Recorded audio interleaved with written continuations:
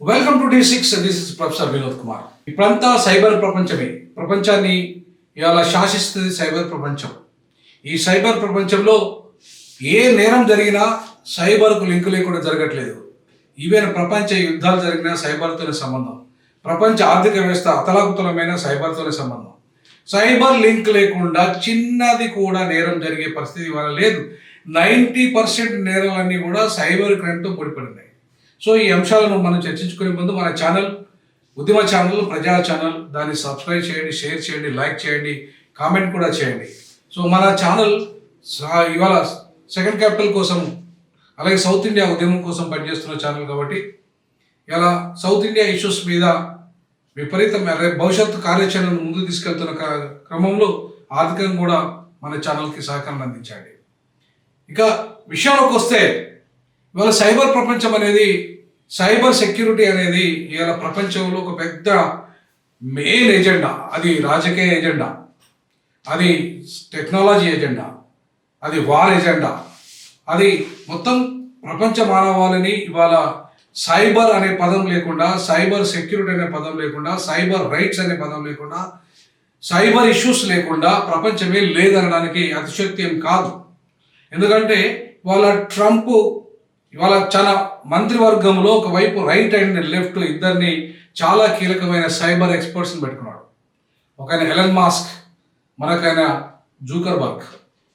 So వీళ్ళిద్దరు cyber టెక్నాలజీలో అత్యంత ప్రావీణులు. ప్రపంచాన్ని అంతా సైబర్ టెక్నాలజీతో చుట్టుముట్టి వస్తున్నారు. ఇవాళ బిగ్ డాటా మీదనే ప్రపంచం అంతా ఆధారపడింది. ఇలా బిగ్ డాటా కూడా సైబర్ నేరగాళ్ళ వలలో పడుతున్నది. ఇవాళ నీ డబ్బులకు చిల్లులు అంటే ఎవరో వచ్చి దొంగతనాలు వచ్చి బయట నుండి వచ్చి చేయరు. అంతకుముందు ఇల్లు తాళాలు వేసుకొని సెక్యూరిటీగా మనం వెళ్ళే వాళ్ళము, ఏదైనా వాళ్ళ దొంగలు పడతారని చెప్పేసి. ఇప్పుడు నువ్వు ఆ పరిస్థితి ఏం లేదు. నీకు ఈ సైబర్ టెక్నాలజీలో ఎంటర్ అయ్యే దొంగలు, ఇవాళ నీ సెల్ ఫోన్లో ఎంటర్ అయ్యే దొంగలు, నీ కంప్యూటర్లో ఎంటర్ అయ్యే దొంగలు, నీ సైబర్ స్పేస్లో ఎంటర్ అయ్యే దొంగలు ఇలా కోట్లు కొలగొడతారు. తస్మాత్ జాగ్రత్త అని చెప్పేసి ఇవాళ మన భారతదేశం కూడా ప్రపంచం మొత్తం హెచ్చరిక చేస్తూ ఉంది. ఇవాళ భారతదేశంలోనే లాస్ట్ ఇయర్లో మనం 22,800 కోట్ల రూపాయల గత ఏడాదిలోనే ఇవాళ సైబర్ నేరగాలు భారతదేశంలో 22,000 కోట్లకు పైగా దోచేశారంటే చూడండి, నీ అకౌంట్లో డబ్బులు భద్రంగా లేదు. ఇంత ఇన్ఫర్మేషన్ టెక్నాలజీ ఎంత అయినా కూడా, ఎంత వచ్చినా సరే, ఒకప్పుడు బ్యాంకులో భద్రంగా ఉంటుంది అనుకునేటోళ్ళం మనం. ఇవాళ బ్యాంకులో కూడా టోకరా ఉన్నది. బ్యాంకులు కూడా టోకరా వేసే పరిస్థితులలో ఇవాళ సెక్యూరిటీ అనేక బ్యాంకులలో 1,000 కోట్ల రూపాయలు వచ్చేస్తున్నారు కదా. అసలు బ్యాంకులు కూడా వాళ్ళ గ్యారంటీ లేదు పరిస్థితి. అంతేకాకుండా ఇవాళ నీ అకౌంట్కు నీ సెల్ ఫోన్ జస్ట్ చిన్న క్లూ దొరికినా సరే, నీ సెల్ ఫోన్లో మిస్డ్ కాల్ ఇచ్చినా సరే, ఆ మిస్డ్ కాల్ సైబర్ నేరగాలు దాన్ని పట్టేసి చిన్న మెసేజ్ నువ్వు వాళ్ళు ఇచ్చేసి ఆ మెసేజ్ ఇట్లా జస్ట్ వచ్చినా సరే అతను నీ అకౌంట్లో ఉన్న డబ్బులంతా మటాష్. కాబట్టి ఇవాళ ఈ సైబర్ నేరగాలను పట్టుకోవడం అంతా ఈజీ ఏం కాదు. ఇవాళ మీరు చూడండి, చైనా డీప్ సీక్ ఒక చిన్న టెక్నాలజీని, సైబర్ టెక్నాలజీని ఇవాళ అభివృద్ధి చేసి మొత్తం అమెరికా వ్యవస్థను, అమెరికా సామ్రాజ్య వ్యవస్థ, ఆర్థిక వ్యవస్థను 24 గంటల్లో లక్షల కోట్ల డాలర్ల అమెరికా మనీ అంతా కూడా కొలాప్స్ అయిపోయింది. కేవలము అది డీప్ సీక్ టెక్నాలజీ కారణంగా, ఒక సైబర్ టెక్నాలజీ కారణంగా. పెట్టేసి ఇవాళ మొత్తం సైబర్ సెక్యూరిటీ అనేది ఎంత కీలకంగా మారిందంటే, ఇంతకుముందు నేను చెప్పినట్టుగా డీప్ సీక్ అనే సైబర్ టెక్నాలజీ మొత్తం అమెరికా ఆర్థిక వ్యవస్థను చిన్నాభిన్నం చేసేసింది. 24 గంటలలో కొన్ని లక్షల కోట్ల డాలర్లు కంప్లీట్గా కొలాప్స్ అయిపోయింది. అంటే ఇవాళ అమెరికా కూడా భద్రంగా లేదు.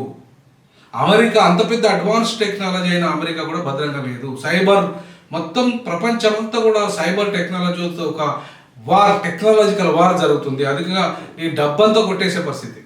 మొత్తం ప్రపంచంలో ఆర్థిక వ్యవస్థ చిన్నాభిన్నం కావాలంటే ఇవాళ ఓన్లీ సైబర్ టెక్నాలజీ ఉంటే చాలు. ప్రపంచ యుద్ధాలు రావాలంటే సైబర్ టెక్నాలజీ ఉంటే చాలు. ఇవాళ కోల్డ్ వార్ జరగాలంటే సైబర్ టెక్నాలజీ ఉంటే చాలు.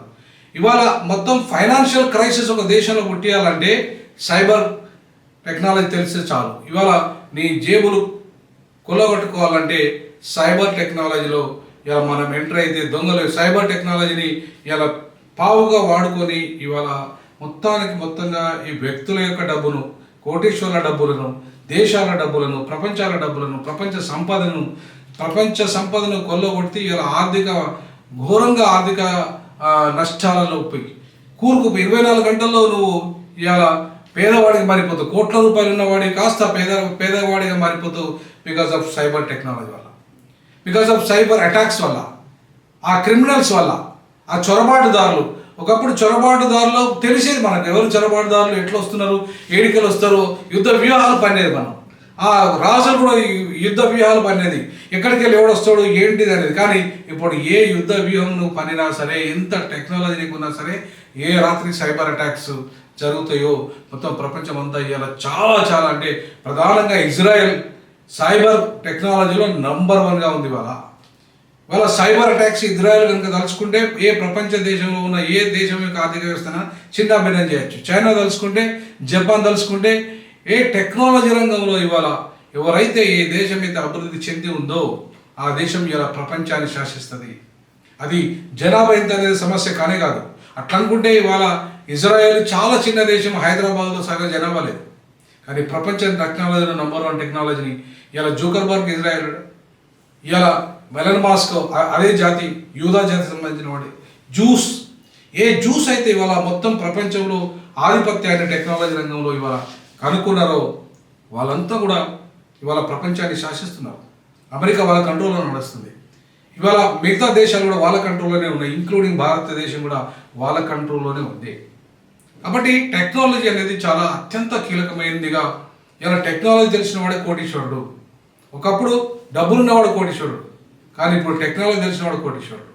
కాబట్టి అంటే మోసమైన టెక్నాలజీ తెలిసిన వాడే కోటీశ్వరుడు. ప్రధానంగా 24 గంటల్లో నువ్వు కోటీశ్వరుడు కావాలంటే నీకు సైబర్ నేరగాని కావాలి. సైబర్ నేరగాని అయితే అంత ఈజీగా నిన్ను పట్టుకోవడం కూడా కష్టమే పోలీసులకు. ఎందుకంటే ఇవాళ చాలా ఇప్పుడు నా దగ్గరికి ఈ మధ్యకాలంలో ఒక 2-3 కేసులు వచ్చాయి. ఆ 2-3 కేసులు వచ్చిన కేసులు ఎంత విచిత్రంగా ఉంటాయంటే, ఇప్పుడు ఇక్కడ బ్యాంకులో వీని అకౌంట్ ఉంటుంది, వీడి బ్యాంకులో అకౌంట్ ఉంటే ఆ బ్యాంకులో అకౌంట్ ఎవడో ఫ్రాడ్ చేస్తాడు, వీరికి సంబంధమే ఉండదు. ఎవడో ఫ్రాడ్ చేస్తాడు, ఆ ఫ్రాడ్ చేసిన వాడు అంతా వీని అకౌంట్ను అక్కడ అడ్ చేస్తాడు.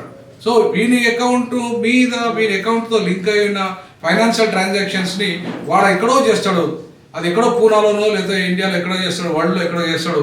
ఇలా వీని అకౌంట్కి లింక్ అయి వస్తుంది, అది స్పామ్లో ఆ లింక్ అయి వచ్చి వీని అకౌంట్ బ్లాక్ అవుతుంది అక్కడ. సో కొంతమందికి డైరెక్ట్గా వారి అకౌంట్లో వాని తెలియకుండానే కొన్ని 100 కోట్ల రూపాయలు పడిన చరిత్ర ఉంది. వాడి మొత్తం టోటల్ అకౌంట్ బ్లాక్ అయిపోతుంది. సో ఒక అనామకుని అకౌంట్లో 100 కోట్లు వచ్చి చేరిపోయిన ఈ మధ్యకాలంలో ఒక అతను రిక్షా దొక్కుతాడు.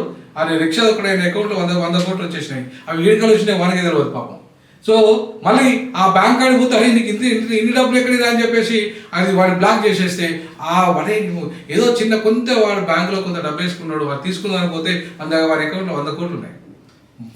100 కోట్లు అనేది వాడి జీవితంలో ఏమైనా లేక కట్టగలుగుతారా? సో వాడి అకౌంట్ బ్లాక్ అయింది, వాడి అకౌంట్లో ఉన్నాయి 2,000. సార్ నా 2,000 నాకు ఇవ్వండి అని అడుగుతున్నాడు అంతే.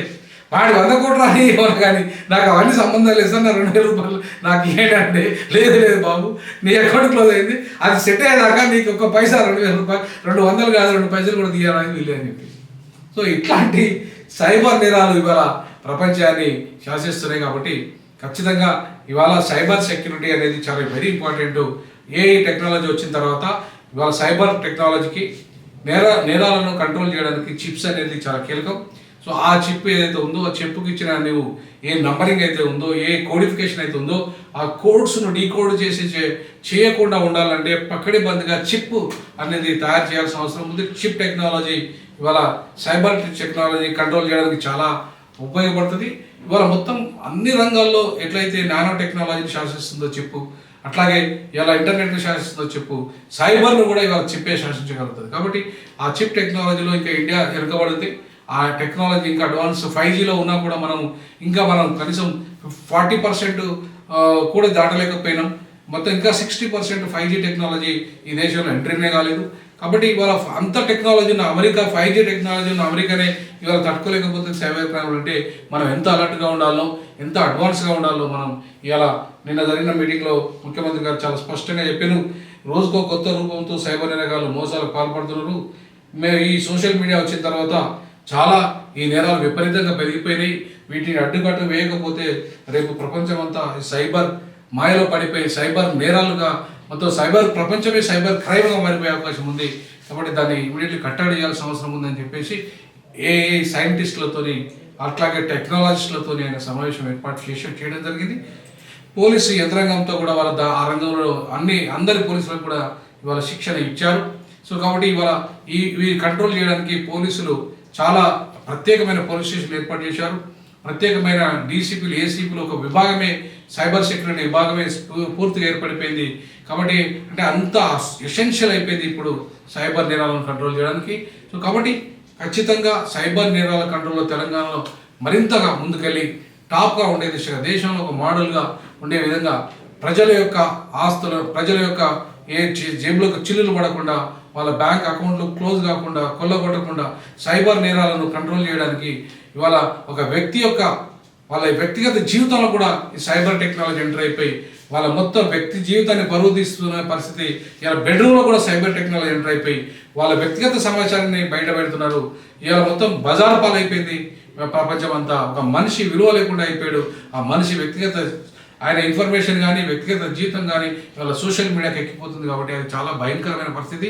రానున్న రోజుల్లో దీన్ని కంట్రోల్ చేయకపోతే కేంద్ర రాష్ట్ర ప్రభుత్వాలు ఈ విషయంలో మెరుగైన చట్టాలను కఠినమైన చట్టాలను తీసుకురాకపోతే రేపు ప్రపంచాన్ని కాపాడుకోలేం, ఈ దేశాన్ని ఈ రాష్ట్రాలను కాపాడుకోలేం, మానవ సమాజానికి మనుగడకే ప్రమాదం. కాబట్టి తస్మాత్ జాగ్రత్త ప్రజలారా, సైబర్ నేరాలను అరికడదాం, ఈ ప్రపంచాన్ని రక్షించుకుందాం.